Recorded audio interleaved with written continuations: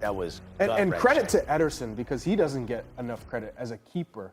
Yeah, he's phenomenal with his feet, but he's also a great shot stopper. The shot he stopped at the end of the match was wow. Was that the right angle for that? The header? That was the one where was that from the stretch? Of the corner kick. Yeah. Of the corner kick. The flick at the near post. Yes. And that one, and then Lautaro's one-on-one. Yes, Ederson was a bit shaking the distribution in the first half, but he had 3 critical interventions. When Akanji doesn't know where the ball's going and he kind of just lets up and Lautaro slips in, Ederson came really off his line and forced Lautaro into a decision very quick that I don't think Lautaro makes the most of, obviously, but he smothers that shot. And then that one, how he tracks the ball on the line, and the one at the very end, critical moments that could have gone sour. Everyone thought that was going in. The angle that I was at, I was literally just watching. I was like, "There's no chance." The last one. Yeah, the last one that anyone stopped, and then all of a sudden, full stretch like a cat, just full stretch stops that. It was gut wrenching to see that. It took all the energy out of the whole Inter section, because it was like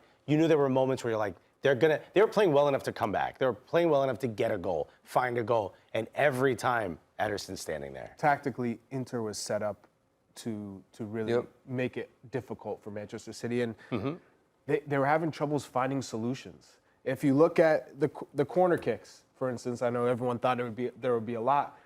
I didn't. I picked the under. Inter had 4 to Manchester City's 2, and that just becomes because when you win possession, Inter were so direct, and then vice versa, Manchester City were having problems going forward.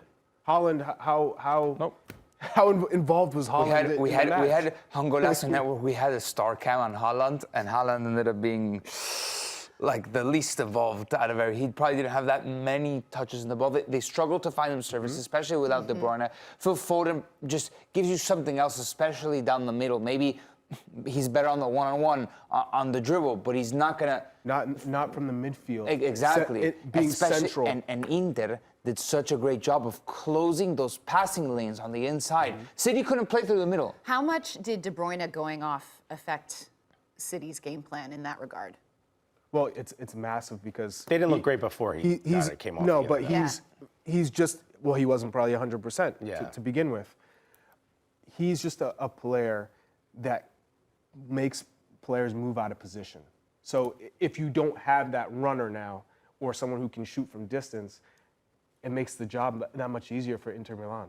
So they don't have to worry about tracking Kevin De Bruyne. Typically, you could say we're going to man mark him. At least have one player always aware of his movements and be close enough that you can get to him. You don't have to worry about that anymore, because Phil Foden's a player who likes to get on the ball and dribble. In that central role, you can't do that. No. You have to be more on the move and play around Haaland versus maybe starting the attack drop deeper and then get into but either around that half hour mark. If that turn goes in, though? Around that half hour mark, Manchester City started looking a little bit more like themselves. They were a little bit more aggressive. They started finding that space, and it was Kevin De Bruyne. Funny enough, after a broken sequence from Manchester City, they recycle the play, and Kevin De Bruyne slices a couple and puts Erling Haaland in, and Onana makes a pretty big save. And right after that, the injury comes. So right when Manchester City felt more comfortable in the game, their best player, the player that gravitates in their game the most, you lose him. I saw somewhere that he said that his hamstring snapped.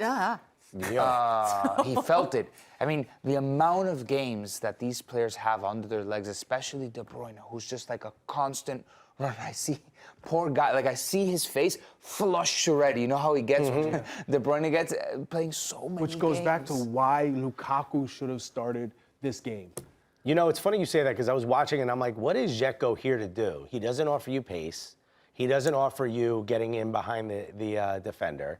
He can, play the ball. He can play back to goal. It's all the stuff Lukaku can do. And just watching this game, you're like, Lukaku should be in this match to begin with. I like the change of pace. I like bringing him in, and it sort of shakes things up. But I was against this. But watching it in person, I'm agreeing with you. Lukaku should have started this game. Do you think, though, Inzaghi was at a point where he was like, well, if it ain't broke, don't fix it? This is how we have utilized Lukaku in the past, and it has worked. It has gotten us to a Champions League final. Was there maybe a fear that inserting him into that starting 11 might disrupt what had been working? Yeah, that, and what does Dzeko give you off the bench as a 37-year-old? He's not changing the pace of the match. You bring him in if you're starting to launch balls forward. If you're down a goal, that makes sense. But in terms of can you get enough of him coming off the bench? Is there a change of pace? Not at all. And you know, with the woulda, coulda, shoulda of football, Lukaku ends up scoring that goal from the header, the point-blank header. I don't know if the conversation would have been. He still gives you more. Should Lukaku have started from the very beginning? Right. Maybe that would have been just enough to push Manchester City to 120 minutes, maybe penalty kick shootout.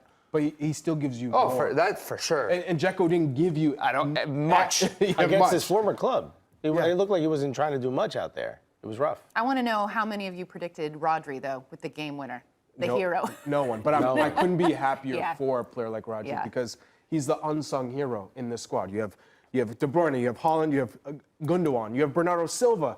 Everyone. John really- Stones. Everyone's Now raving about John Stones, Stones. But no one's really talking about what Rodri has meant to this Man City side.